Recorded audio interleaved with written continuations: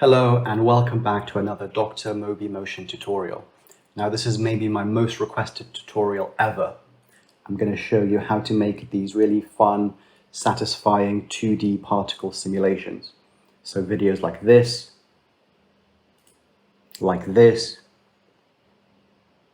and like this. And specifically today, we're going to be basing the tutorial on this specific particle mixing machine. That's just because it's the most popular video with the most views at the moment. But if you want to learn some other techniques and some other elements, like maybe shredding and maybe conveyor belts, let me know in the comments below and I'll really consider doing a part 2 to this tutorial. Now step 1 is to make yourself a nice cup of tea. Today I'm drinking PG Tips with some nice oat milk. And step 2 is to open Blender and make sure you have the right plugins installed. Now I'm using Blender 3.2 because I know it works with screencast keys and the Molleculer Plus plugin. Now if you don't have the Molleculer Plus script already, you want to download it first. So I'll have a link in the description. The link will take you to this releases page and you can see the latest version is 1.1.9, which works with Blender 3.2, but this is updated quite regularly. So if you want to use a later version of Blender, like 3.3, check this page regularly and see if they've updated it. I'm going to download the version for my system. So Python 3.10, which is what it recommends for Blender 3 onwards, and Windows. And then once you've downloaded the right version for your system, you want to go to Edit, Preferences in Blender.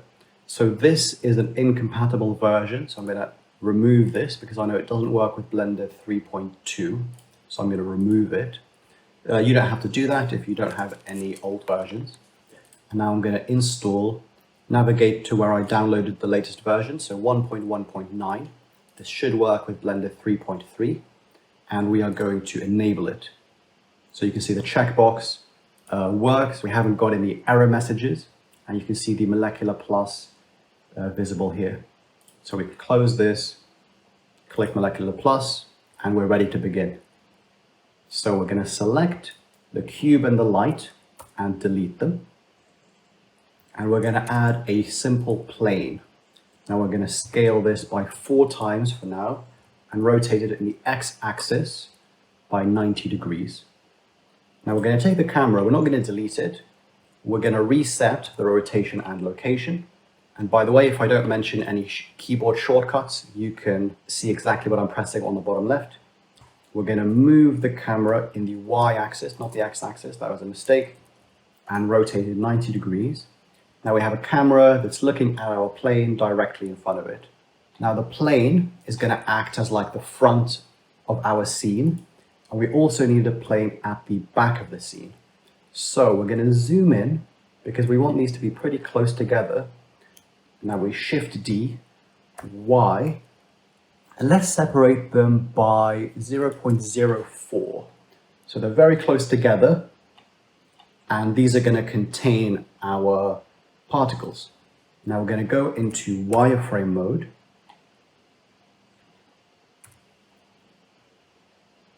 I did that by pressing Z, then W. The W didn't show for some reason.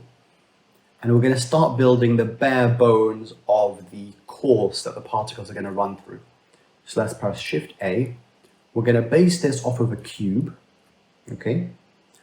Now we're going to press 7.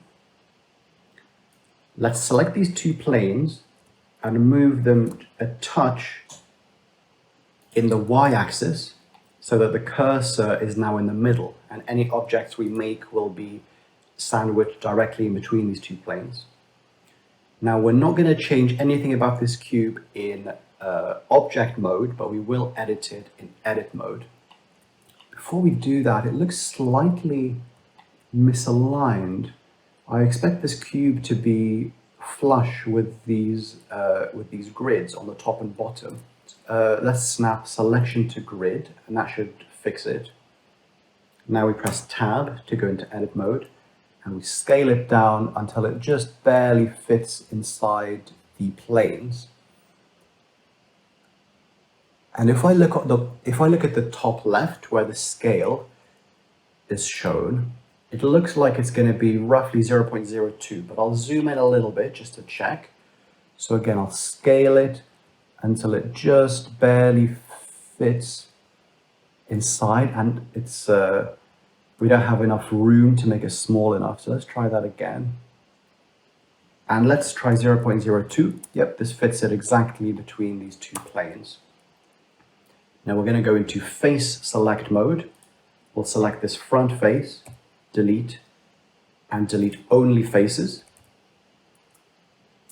And I'm going to hide with H the front plane so we can see the effect that we're having in solid view, because we want to make sure that the faces are all right. So we delete the front face, then we delete the back face, again with only faces.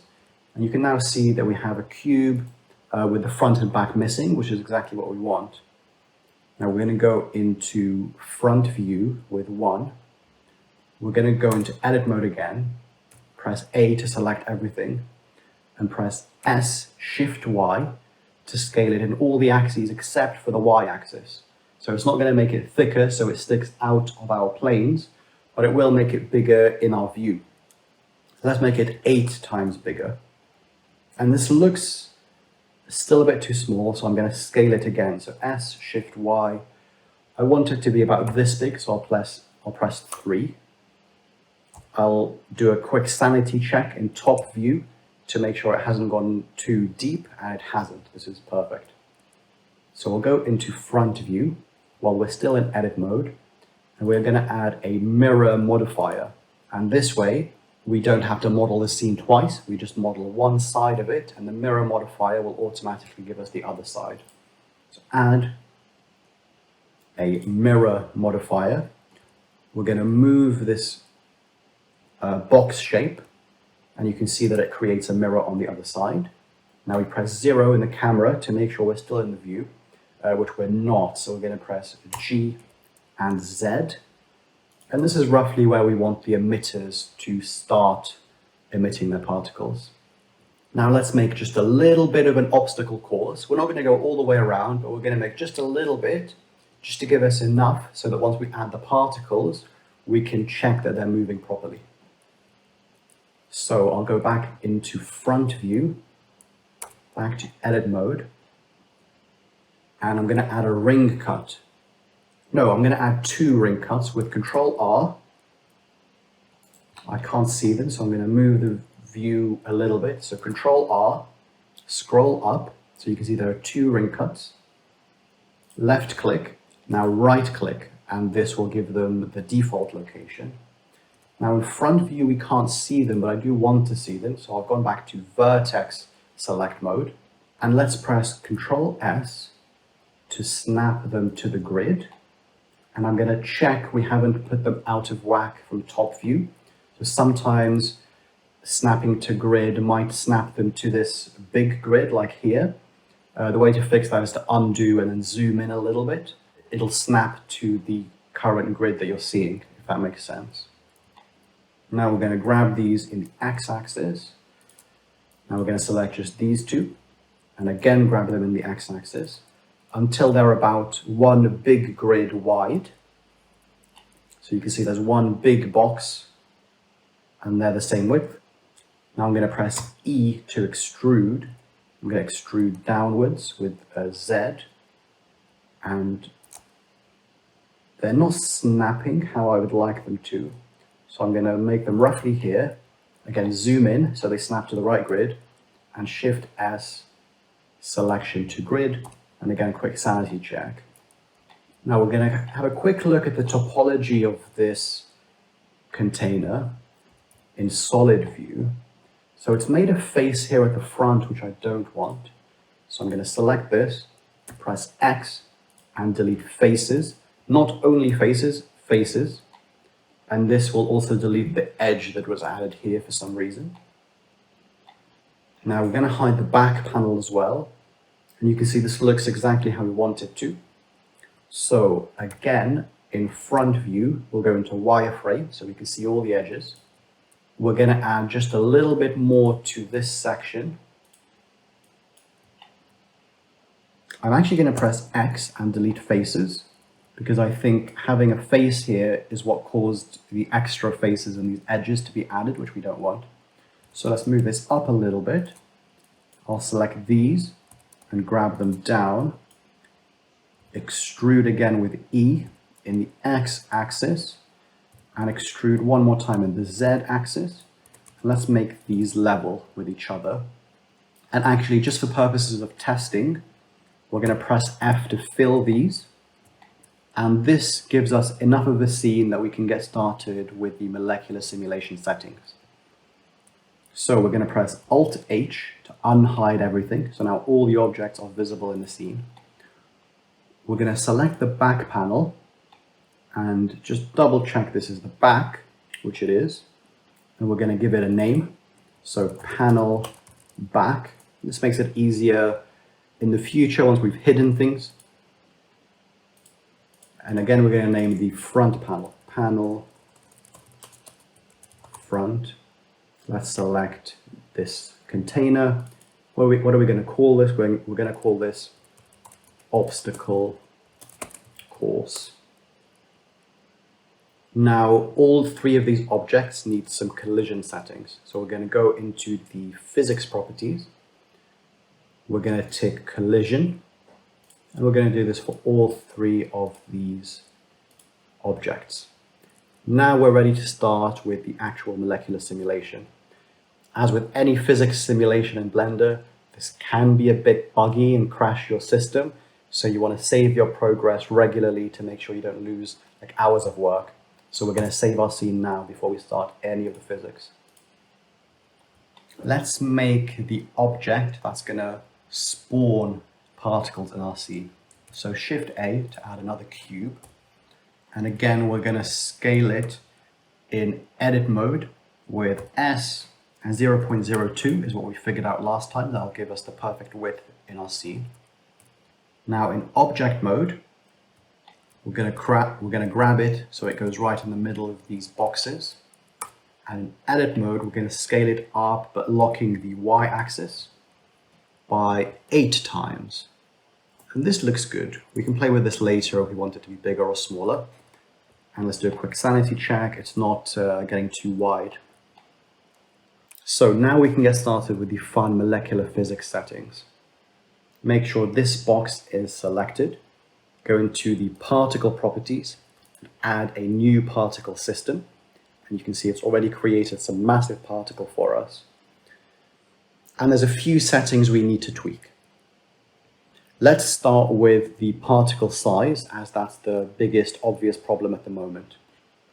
We're going to scroll down, and actually it's a bit unintuitive how you change the size of Blender particles. You change it within the render settings. So however big they are when you render them is how big they are for the purposes of the physics simulation. Now we're going to make a new object, which is an icosphere. And we're going to move it off to the side. And our particles are going to be based off of this icosphere. So again, select the box, scroll down to render, and render as object.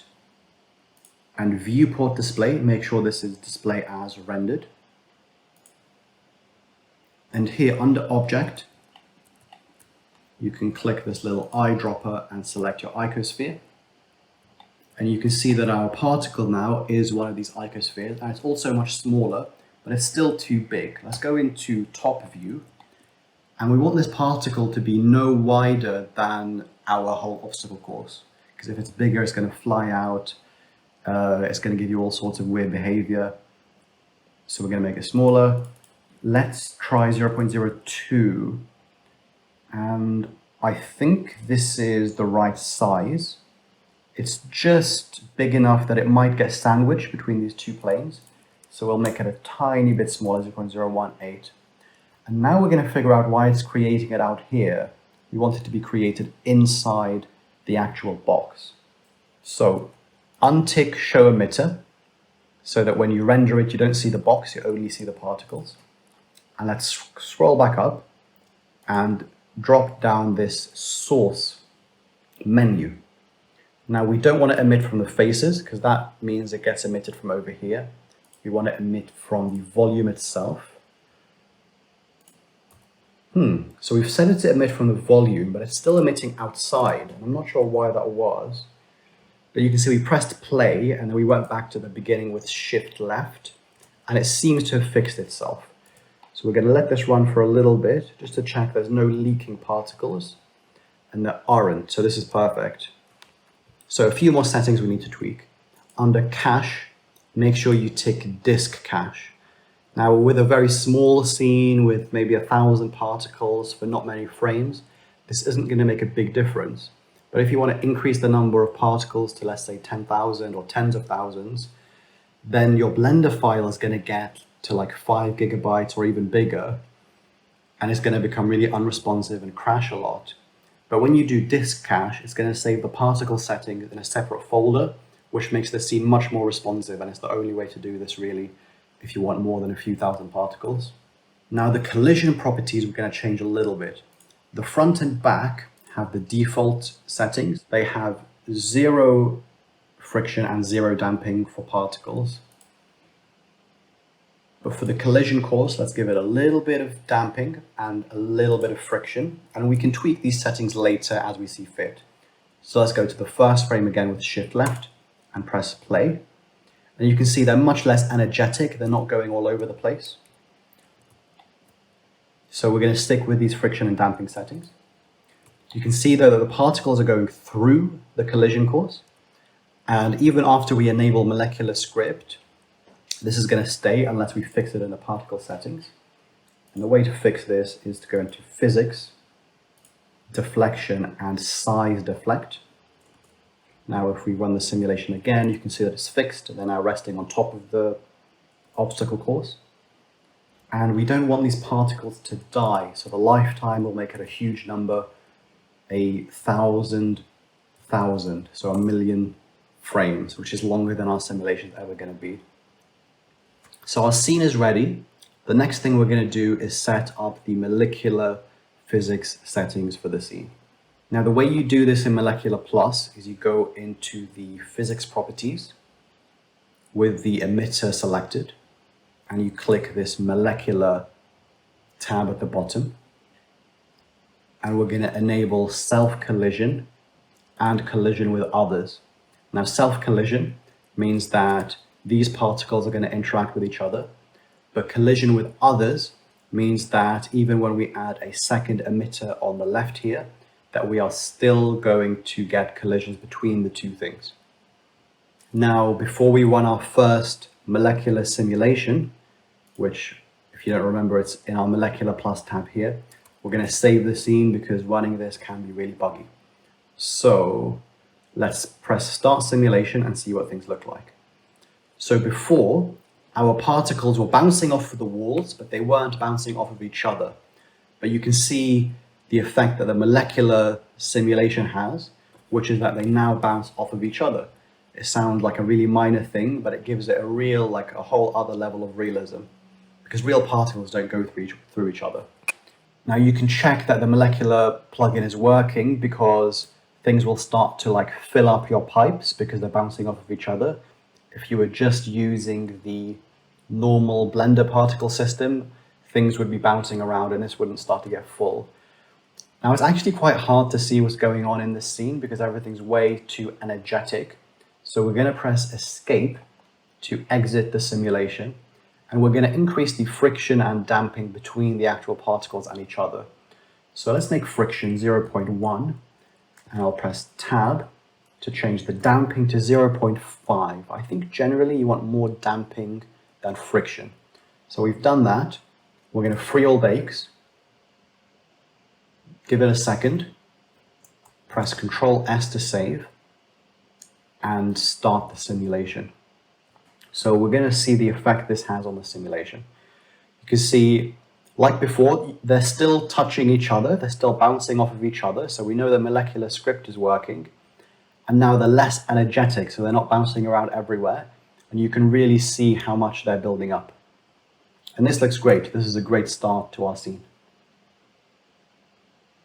Now we're going to build a little bit more of our scene, of our obstacle course. and we're going to add some pistons that are going to push the particles around. So let's press escape and free all bakes and press Ctrl S to save. And let's create a little bit more of our scene. Now that we have the molecular script working and the particle simulation is working, we're going to check back to this reference video and we're going to start building out more of the obstacle course. So if we look at this, we can see there's two moving elements. So there are these spinning blades and there are these pistons that move everything around. So let's add both of these elements and build out more of the scene, and then we can refine some of the molecular physics settings. Now I wonder if our scene is too far down. It doesn't look like we have enough space for the spinner and for the pistons below it. So I'm going to select the emitter, select the obstacle course, move it all up a little bit. So I'm going to move it up by 0.2. And I'm also going to go into edit mode for the obstacle course, select these and move them up a little bit. And this will give us even more like vertical space. So I'll move this up by 0.4 and I'll just move this up to make sure it's in the right place. And we'll go into top view to make sure we haven't made anything too wide or too thin, but everything looks like the perfect depth. Now let's make the spinner first. So we'll go into edit mode for the obstacle course and we'll press Ctrl A to add a circle, not a sphere, not a cylinder, rotated 90 degrees in the x-axis. And in top view, we're going to make sure it's at the front of our scene.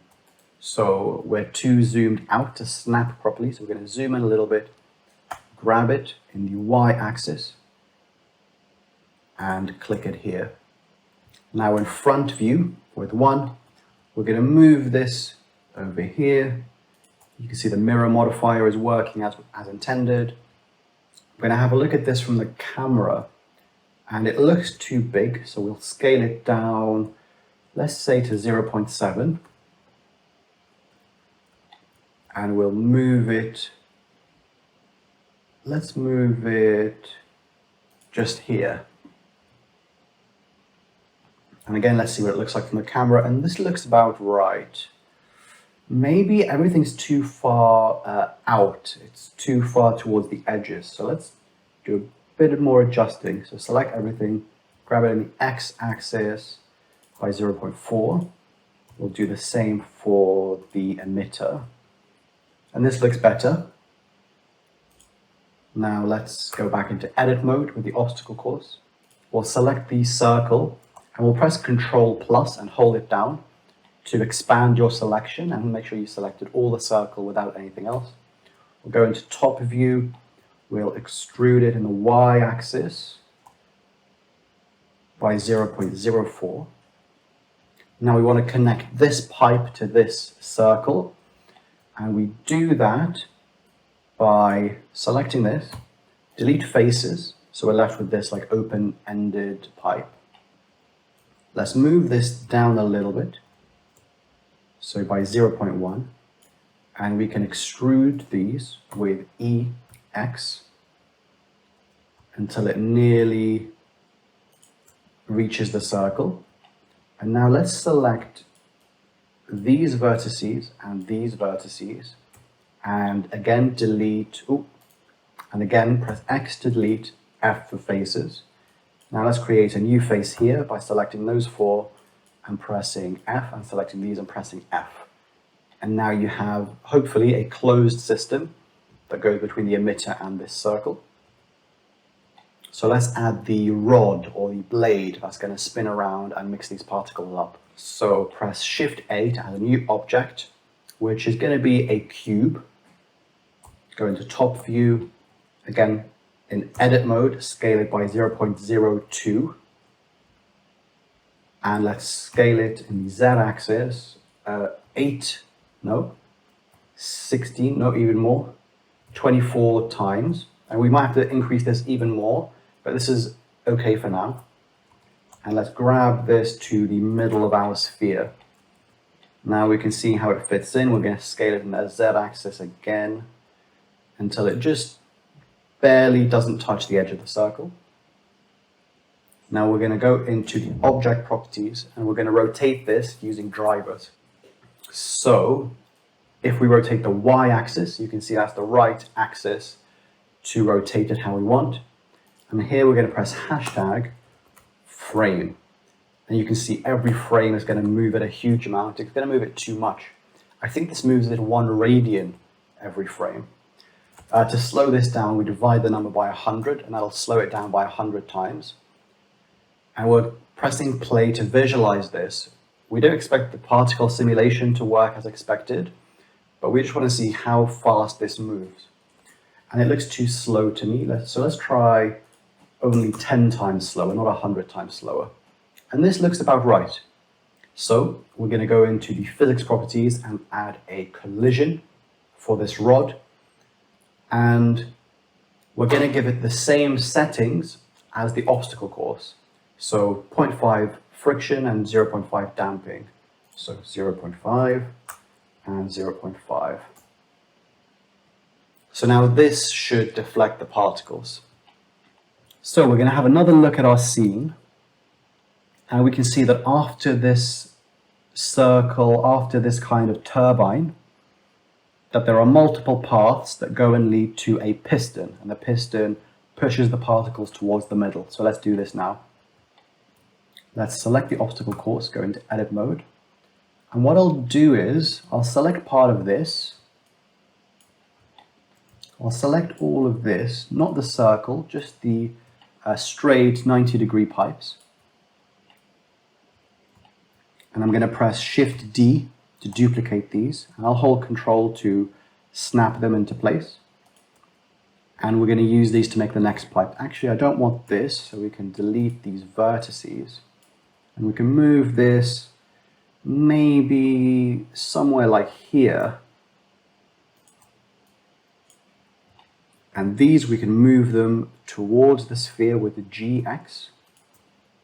And similar to what we did before, we're going to select these, press X to delete the faces, and then we'll select 4 at a time and make new faces there to make this watertight. And let's add one more pipe. Let's do it on the other side. So again, we'll select these. Actually, I'm just going to select these lower 8 points and duplicate them. And if we look back at our original scene, these pipes come off from different heights, which gives it a nice bit of variability. So I'm not going to keep this in line with the other one. I'll put it a little bit lower. And again, you know the drill. We're going to select this face from the circle, which is now a cylinder, and we'll delete faces. Now here, fill, and these we'll extrude in the Z-axis, so extrude them down. And if you look at the original scene, you can see that these kind of meet the other pipes. So let's do that. Let's grab this in the Z-axis, select all of these and extrude in the X-axis. And let's make them meet like this. Because we've been control extruding, everything's snapping in place. So everything is nice and aligned. So we can just select these, press F to fill them. And here we select this and let's extrude it in the Z-axis. And let's extrude this in the Z-axis too. And because we have 2 pipes leading into one, I've purposefully made this section a little bit wider.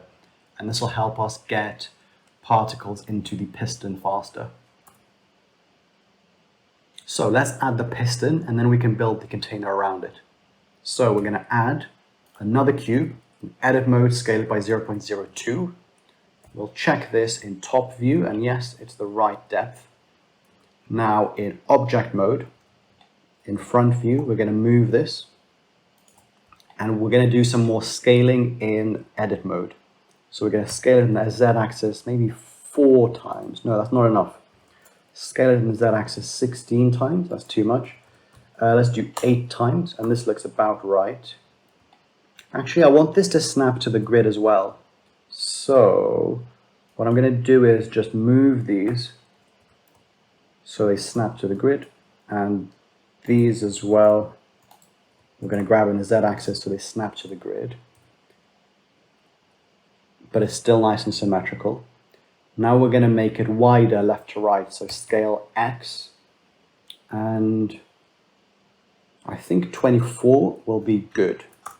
Again, actually, I'm going to make it snap to the grid, so grab this on the X-axis. We're going to zoom in so we get some finer snapping. Grab on the X-axis, and here, grab in the X-axis, and again zoom in so you have some finer snapping. And this looks about right for our piston. Now let's go into the object properties again, and again we're going to animate this using drivers. So before, we used drivers to rotate this, but here we're going to use them on the location. And specifically, we want it to move on the X-axis. So this is what we want to animate. And the really cool thing I find about drivers is just how robust they are. So not only can you write frame, but you can write some mathematical notation. So here we're going to write hashtag sine of frame. And if you remember your maths, the sine makes things oscillate. So you can see how it's making our piston oscillate back and forwards.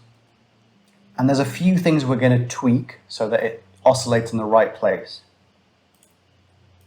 If we add a number to this, like 2, it's going to shift it in the X-axis. So you can see before it was oscillating around the middle, but now it's oscillating around here. We can also decrease the speed of the oscillation. Let me make my view a little bit wider so you can see everything I'm writing. So if you want to slow it down, do sine of, and then big bracket, frame divided by a number, and that number will slow things down. So you can see things are moving slower. Let's go back to the first frame, press space, and you can see it's moving at a much more reasonable speed. Before it was too quick. And the last thing we're going to control is how much it moves. So at the moment, it's going between -1 and +1, which is a big difference. It's too big. And we're going to do this by timesing the sine by a number, and this is going to make everything smaller. So if we times it by 0.2, everything gets, to 20% of the size. So we're going to play this, and you can see that it's making a smaller movement. This is probably too small, so let's double it. So it's 40% the size.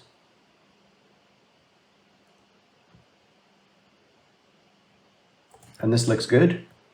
We're going to move it closer to the left, so closer to the center of our scene. So we'll decrease this. Let's see what this looks like.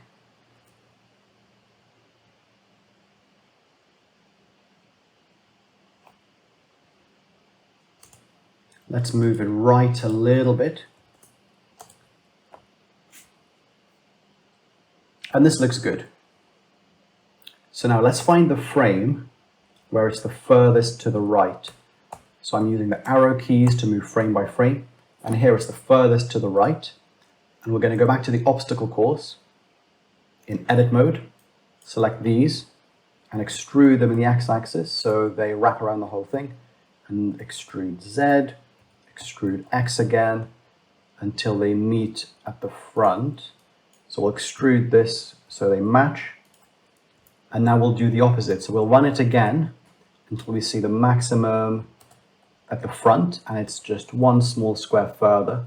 So we'll select these, grab them in the X-axis. And now we're going to extrude them in the X-axis by a little bit. And we're going to make them closer together. And because I want these to be nice round numbers again, I'm not going to press S to scale. I'm going to manually move them by 0.015. So if we move these by 0.015, then this opening is as wide as the pipes were earlier. I'll just check that, GZ, and yeah, it's 0.1, which is the size of our pipes. And now we can extrude this in the X-axis, make this go out a little further, and this means we can extrude all the way up. And let's have another look at our reference. So we want a little bit more room in the middle actually, so we're going to keep these selected. Select these with Shift and clicking, and we'll press GX to move things right a little bit. And this gives us more of a gap that we can play with in the middle. Let's extrude these in the X. Grab this in the X, so now it's the other way. Extrude Z. Let's extrude this in the X so it meets in the middle. And we'll extrude this, and this will give us a nice funnel that lets the particles mix together. It's too wide. I want it to be the same width as the others, so 0.1. So we move this by 0.5. The mirror image moves by 0.5 to the left, and this gives us the same constant width that we want. Now the streams are going to split again.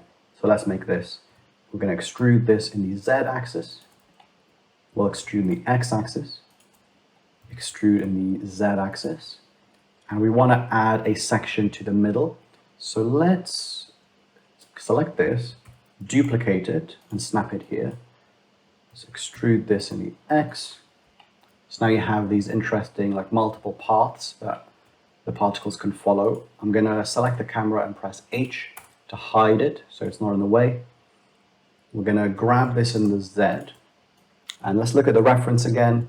So things stay as two separate pipes. They don't merge again. So extrude X and extrude Z. And this can go all the way down.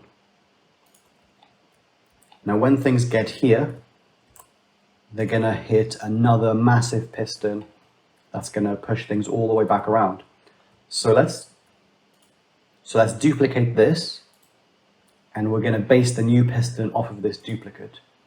So we're going to remove this because that gave it a shift to the side, whereas we want this piston to be right in the middle. We're going to grab it in the Z axis until it rests just below this. And let's check we're all within the camera view. So this is looking good actually in terms of the composition.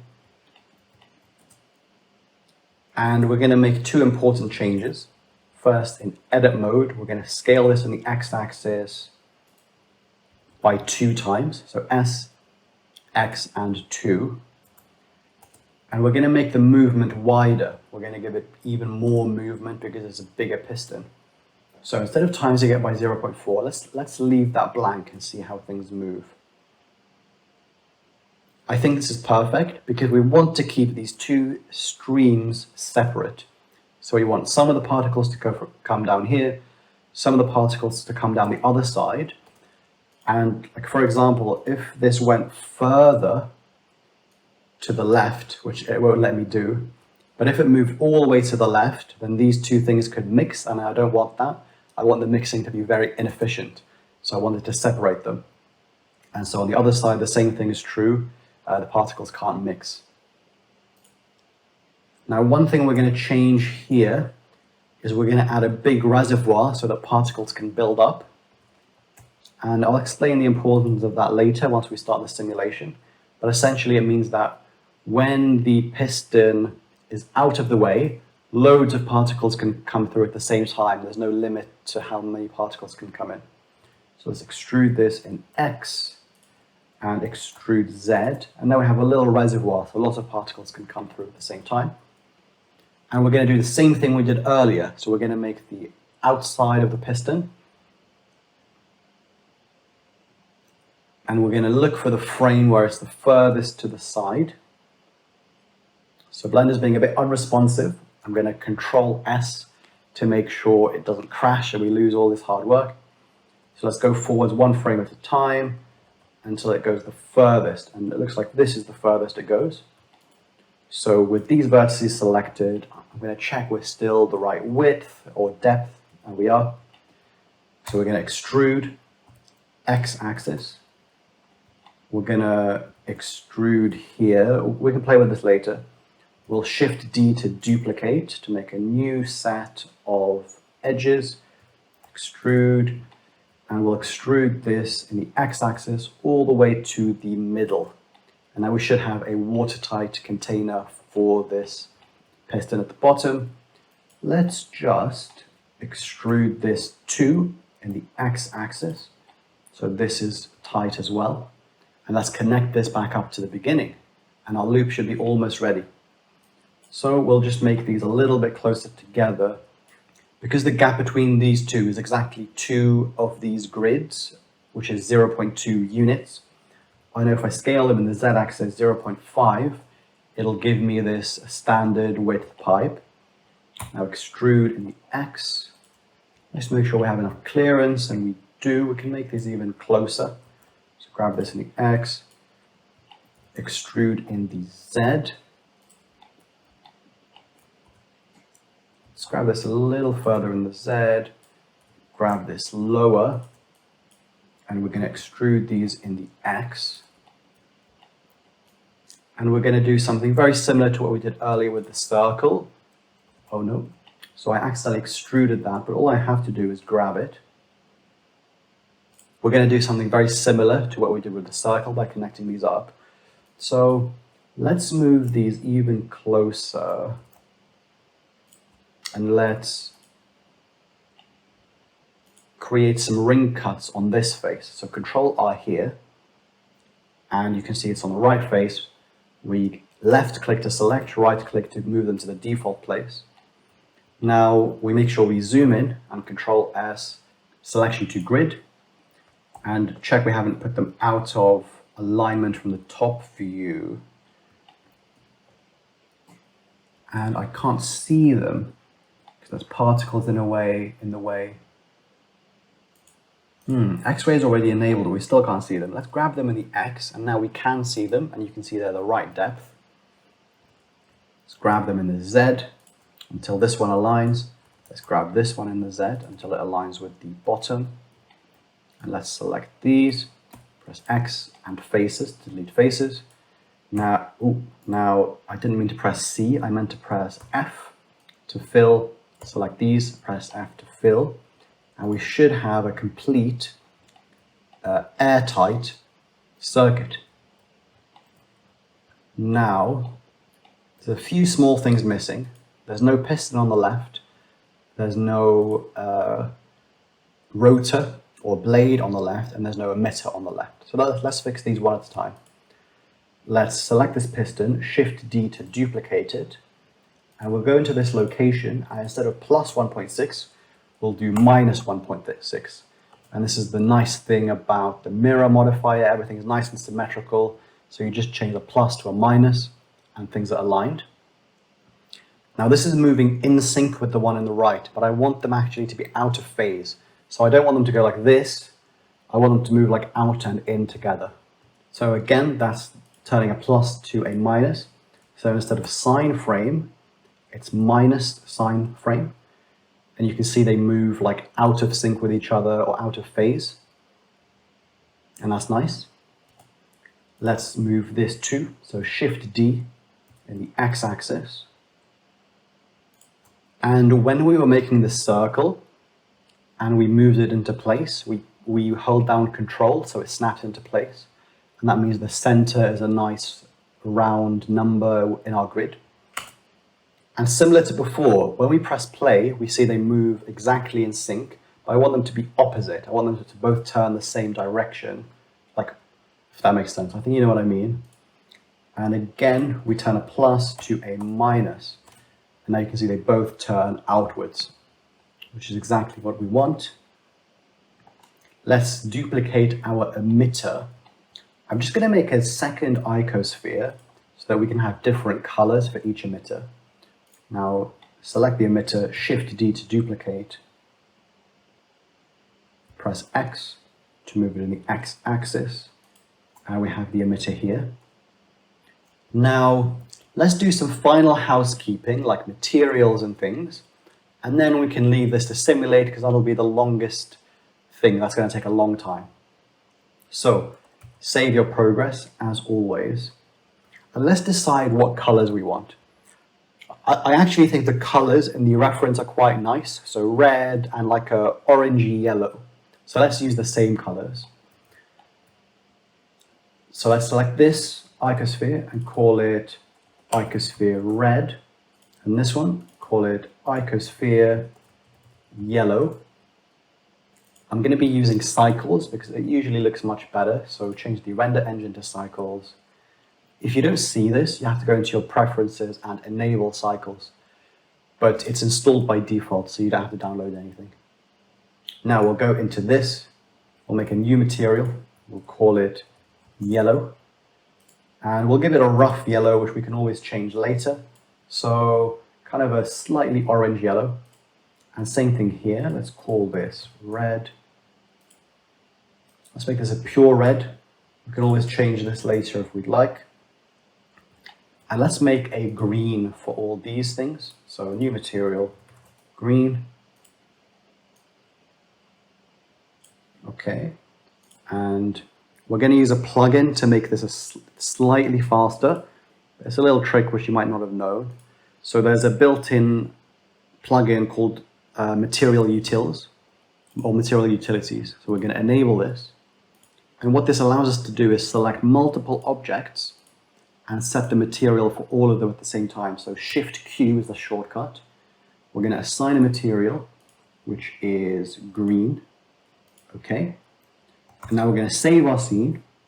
And let's do a quick rendered view to see how things are looking. So we're going to press Z, R. Okay. We can see everything, but it's all very dark. So let's increase our ambient lighting. We'll increase the strength. And the green things are still looking dark. I don't know why that is.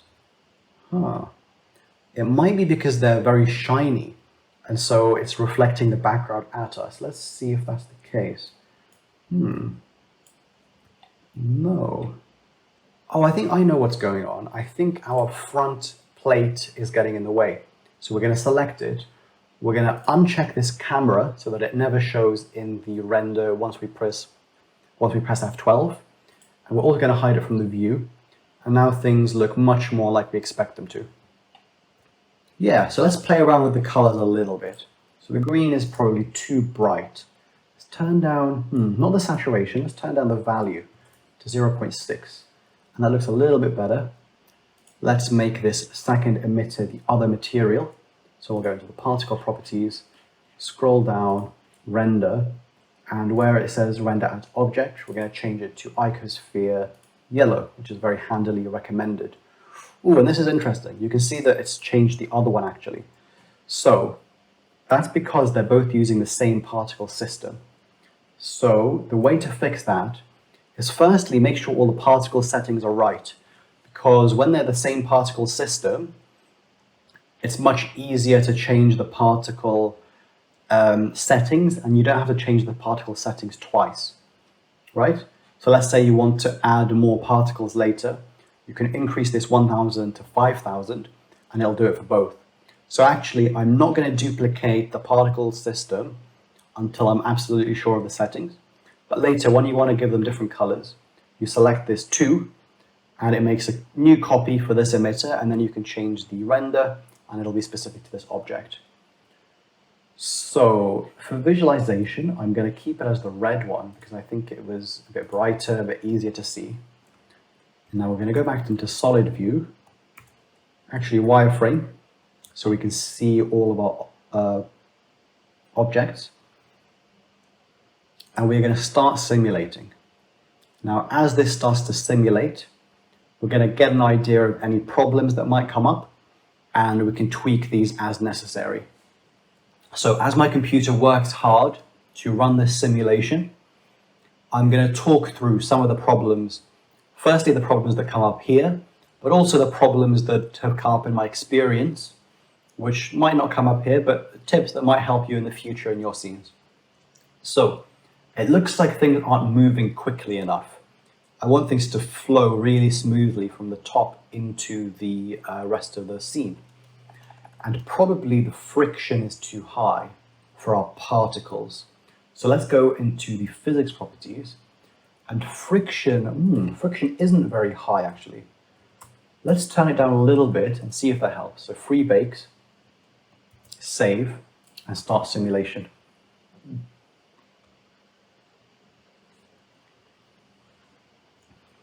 So I get a lot of questions on simulation tutorials to say like, oh, my scene, the fluid isn't going far enough. What do I do to change it? And what I want to teach you in this next section is little tips that you can use yourself to troubleshoot, because the best way to learn about any system in Blender, the best way to learn anything in life, is trial and error, is to try it for yourself and see how things change. So we found that things aren't moving quickly enough, and they're still not moving quickly enough. So the things we want to tweak for this is damping, friction, for the particles, and for the collision course. So maybe there's too much friction in the collision course. Let's make this 0.1, and let's reduce this damping to 0.2. So the higher the number is, the more dull things are, the lower it is, the more energy the scene will have. Okay, and this is looking much better. So as this simulates, I'm going to talk through some other top tips and tricks from my experience. So tip 1 is to enable motion blur. It really adds a nice subtle level of realism to your scenes. Now luckily, motion blur is already enabled for particle simulations. So all you have to do is to go into your render settings or the render properties and enable it. Now, I'm scared to do this during the simulation because it might break everything.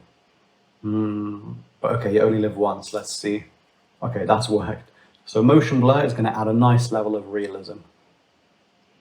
My next tip is, if you're scared about crashing, save your scene frequently, and always save your scene after you've freed all bakes. So I wouldn't save the scene now, because if Blender crashes while you're simulating and you open the scene, it's going to remember that you're mid-simulation, but it messes the whole thing up because you can't cancel it. And I've run into this problem a lot where the scene crashes, I open it again, and because I saved it at the wrong time, I can't free the simulation and I can't bake it, so you're just stuck.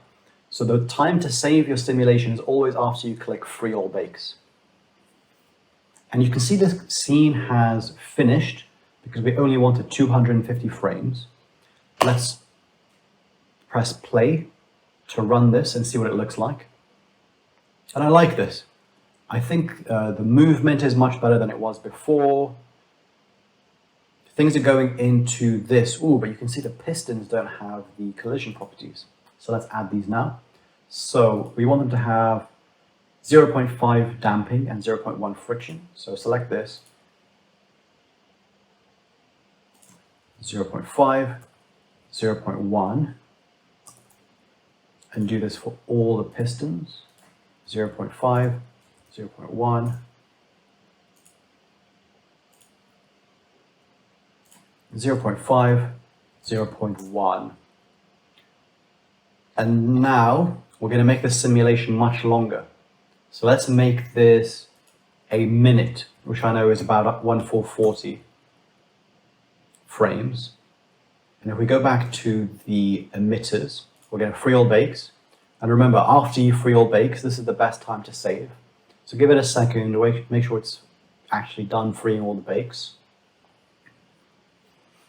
And Control S now, and don't be tempted to save while it's simulating. Now this is going to take much longer. We're not necessarily going to let it run all the way through. We might find some more problems and then tweak them. But we're going to simulate and then talk through some other common problems and solutions as the simulation works.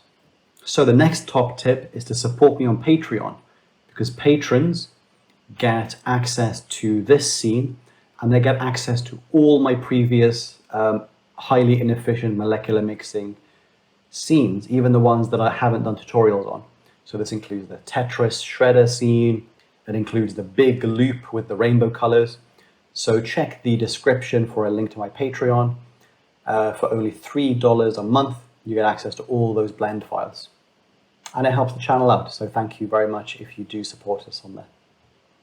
Now the next tips will cover common problems and how to fix them. So it's quite often that you'll get particles not moving all the way around.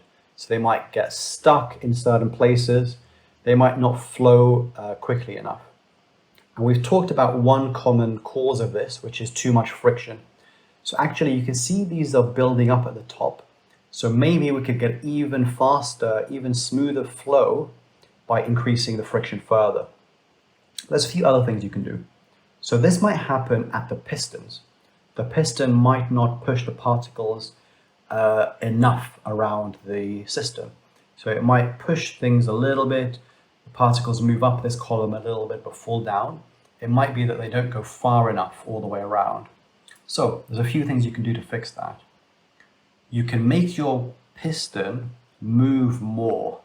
So if you select the piston in the object properties, you can increase this number. So this number controls how much it moves with each stroke. And so increasing this will give you more movement, and that can give you more of a push to move the particles around your scene. But when you do this, you have to be careful with this inlet. So you don't want this inlet to fall behind the piston, you know? You don't want particles to get stuck behind this. That can happen if you have too much movement. And this inlet can also be the cause of your problems. Now we're starting to get a little bit of this here, where the inlet is getting full up. So when the piston goes back to release, we only get a little bit of movement through. So we're gonna fix this, and this is gonna help you realize exactly what I'm talking about. So I'm gonna press escape, and we want to increase flow through this. So let's do this. Let's make it wider. So first thing is I'm going to move this up a little bit, and I'm not going to snap it because that goes too far. It goes too close to the circle. I'm going to move by 0.05. And this is going to allow me to make this much wider, and this is going to store way more particles. So when the piston is out of the way, loads of particles are going to fall through, and this will help it push them around. So let's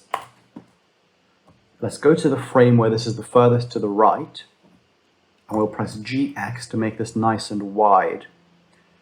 Now let's put this here, and we're also going to move this to the right.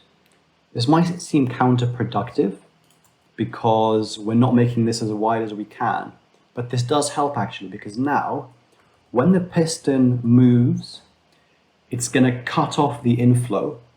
So the piston is going to be pushing this whole way, so all the way from here to here. Whereas if the inlet is too far this way, when the piston is doing most of its work, it can actually push them back up into the inlet instead of pushing them into the funnel. So having the funnel further back, so closer to the start of the push, that can also help push particles up higher. And another thing that can help is to use more subframes. So if we select the emitter, this steps is the number of simulation steps to do between frames. And if we increase this, this increases like the time resolution. So each frame, instead of only being 4 frames, will actually be 8 simulated frames. And this means that when the piston pushes the particles, it acts more quickly. So the particles are more responsive. They don't bunch up together and like compress. They will flow through the tube much more efficiently.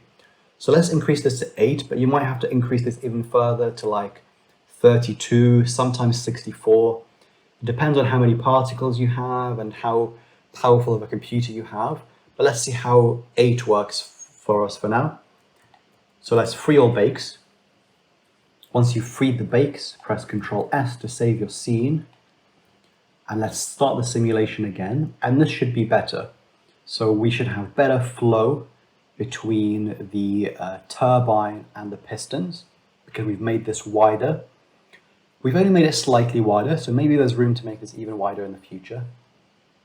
And we've increased the steps, so this should give us a more accurate simulation. And that should give us better movement out of the pistons as well. Now, another thing that you might want to fix if you're not getting enough movement through your scene is increasing the number of particles. So at the moment, we only have 1,000 particles from each emitter. And so this might not be enough. So these might go all the way around into this piston. but they might not be pushed around. And what we want is them to go in like a loop all the way through to this piston, to the other piston, all the way around to where they started. And so what you might want to do is increase the number of particles. Now this is tricky if you haven't got a powerful computer. So there are things that you can do to speed up your simulation. You can see that our particles are almost the whole width of the scene. And this means that you get a lot of movement for very little simulation. So this is what you can do if you have a not a very powerful processor. But what you can do, if this is too slow for you, is make your scene a little bit thicker. So make the front plate and the back plate a bit further apart, and that'll allow you to have bigger particles, and those will move more easily through the scene. But on the other hand, if you want things to look nicer, things usually look nicer and better with smaller particles, but that'll slow down your simulation a lot, especially if you want to do 1,000, over 1,000 frames, which I want to here. But you can balance these two things together, right? So if you want a better looking simulation, but not much slower renders, you can make the particles smaller and move your plates closer together, or keep them the same, don't make them wider. And that'll still give you a nicer simulation, but it won't use too much more simulation time. Another little tip is, in my experience, it runs much faster on Windows compared to Mac OS. So I've only used it on Mac OS ages ago, back when it was still being maintained by PyroEvil.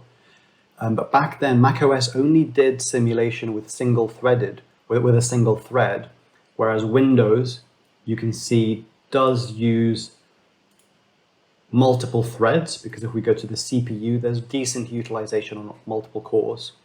So there are a few things that I think I want to change from this simulation. We're still not getting enough movement, so I'm going to decrease the friction even further. So let's press escape, free or bakes, and we'll give that a few seconds and then save our scene. Now I think the high steps is helping the quality of our simulation, but it's too slow for now. I'm going to reduce it, maybe even lower than it was before. Let's try 2. To give us nice quick simulations, which means we can tweak things more quickly. And then when we go for the final simulation, we can increase it. So let's increase the friction even further. So let's make this 0.05, and let's decrease the damping 2 to 0.3. And we'll do this for all our other objects. And I think you can edit this for multiple objects at the same time by shift clicking. So selecting all these objects that we want to change, and let's set them all to 0.3. Now right click, copy to selected, and friction 0.05, right click, copy to selected. I've not used that before for collision settings, so I'm just going to check, and it looks like it has changed it for all of them. And let's have a look at the damping settings for the particles themselves. Let's try 0.1. And that should have changed the other emitter too, because remember they're the same particle system. And this should be better. So let's press Ctrl S and start the simulation and see if we get more movement. Now another problem I had is, because there wasn't enough movement, things were building up and backing up and going down the wrong way through the pipes. So if you find you're having that and you can't fix it by decreasing the damping, you can make these emitted slower. So in particle settings, you can see everything's emitted between 1 and 200, but you can increase this to, let's say, 1 versus 1,000. And that means that they're not going to be all emitted all in one go. They're going to be emitted slowly over time. And you can see, because we've reduced the steps, we're getting the simulation really quickly. And so in a few minutes only, we're going to have a good idea of what things look like. I'm going to make myself another cup of tea, and we'll come back in a few minutes to see what things look like. So we've had a few minutes of simulating, and let's see what things look like. So flow is much better than it was before, and I think that's a result of the lower friction and the lower damping, so things aren't building up and going backwards.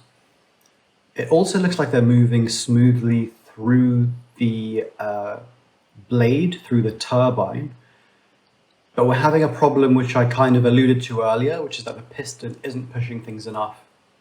Now I think we're going to do two things to fix this.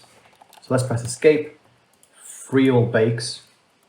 Once you've freed all bakes, Control S to save. Now we're going to do two things. We're going to increase the number of particles and we're going to increase the number of steps. But these are both going to increase the simulation time a lot. So we're going to try and get them as correct as possible now. So hopefully we don't have to change anything later. So if we think back to our simulation, it looked like there was lots of particles here, but the scene does need way more particles. So I'm going to increase it by 4 times because I want 4 times the particles, maybe even more. 5 times, so 5,000. And we're also going to increase the number of sub-steps because the piston was moving, but it was kind of smushing everything together. And that happens when the simulation steps isn't high enough. Now I think 8 steps will be enough. But you can run this, you can let it run for a short while as well, and then see what the effect that has. Because we're getting close to the end of our scene, we're going to duplicate one of the material properties and we're going to change the color from red to yellow. And this means that the particles on both sides will be different colors. We're going to make the outlets a little bit wider just so there are no problems with particles bunching up. So we'll select these, GX, make it a little wider. And let's make this bigger too. So let's move this up. I don't like how close these two are. I want a little bit more separation, so I'll make this narrower. Is this any better to what it was before? Let's calculate it. So before we were 5 by 2 blocks, so we were 10 blocks. But here 4 by 3. 4 by 3 is a bigger number, so this is bigger. So there's a tiny thing I forgot. When we increase the number of particles, these are still being spawned all in 200 frames. So they're being made way too quickly and they're going to fill this up and cause like a backlog. So because we've times this by 5, we're also going to increase this by 5 times. So 200 times 5 is 1,000. And another little tip before I forget, let's say you want to make the particles smaller because you want the simulation to look better and you have a very powerful computer. What you can do is decrease this scale and increase the number, which sounds very intuitive and easy. But the problem is, if you half the scale, let's say, so if you go from 0.018 to 0.009, you can calculate how many more particles you'll need, and it's not just doubling. Let's say you have a sphere and you half the diameter. If you remember your maths, the area around the circle will go down by 4 times, so it's half squared. 0.5 squared is 0.25, and volumes, which is what matters here, will go down by 8 times. So if you decrease the number of particles by 2 times, you want to increase the number of particles by 8 times, because 2 cubed is 8. And it doesn't always have to be that drastic, so you can make subtle adjustments. So let's say you decrease this by 25% to calculate how many more particles you'll need roughly. You turn your 25% reduction into a proportion. So you've times the diameter by 0.75.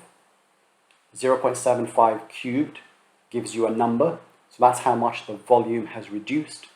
And then you do 1 over that number to increase the number of particles. Let's do this concretely in an example, just to make things more obvious. So let's say you want to decrease your particle size from 0.018 to 0.01, okay? Let's find out what proportion that is. So 0.01 divided by 0.018 So we're almost halving things, but we're not quite. So we're timesing things by 0.5555 recurring. Now, if we cube this, so 0.55555, where's the cubed? Okay, this gives you a power to the 3, is this. So if we just decrease the particle size, we're gonna decrease things to just 15%, sorry, to just 17% of what they were. Now, 1 over this gives us 5.83, which means we need to times the number of particles by almost 6.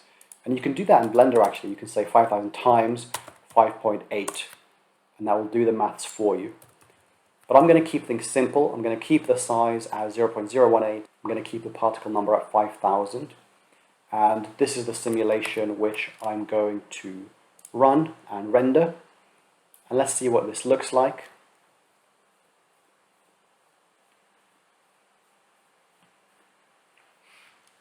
So things are looking better. They're not overflowing. One more thing. If you want this to look like the reference, then what you can do is go into edit mode for your obstacle course, and you can start filling all of these faces. So you can select like this and fill this face.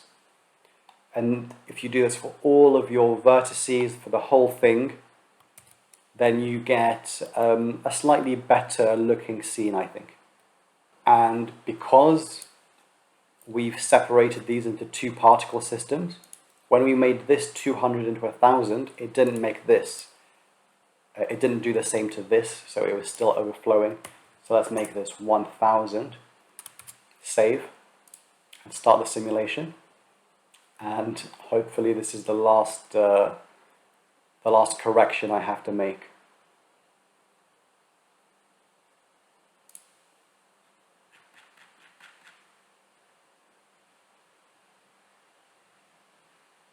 Yeah, this looks good. So I'm going to let this run. The really nice thing about Molleculer Plus compared to the original Molleculer script is that in the bottom left it tells you how long things are going to take. Now, it's tiny. I don't expect you to be able to read this, but it's saying estimated 8 minutes remaining. Now that's optimistic because it's basing that ETA on the simulation time so far. But because it's constantly adding particles to the scene, this is going to get slower and slower. But after 1,000 frames, so when we get to like over halfway, the simulation time remaining should be more accurate. But yeah, if you're doing this, don't expect this time to be accurate for your scene. And this should be good to go. So let's press Ctrl S. What I'll do now is I'm going to run the simulation, I'm going to render it, and I'll show it on the screen.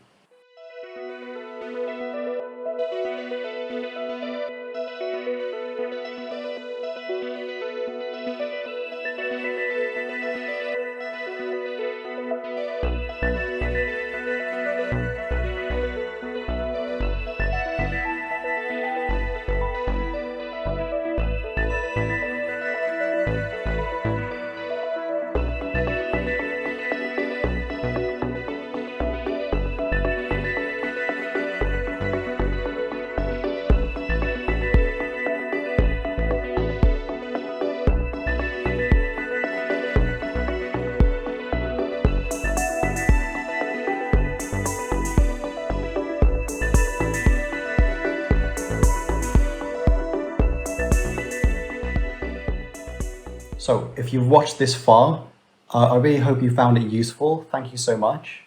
Do consider liking the video if you haven't already and subscribing for more tutorials.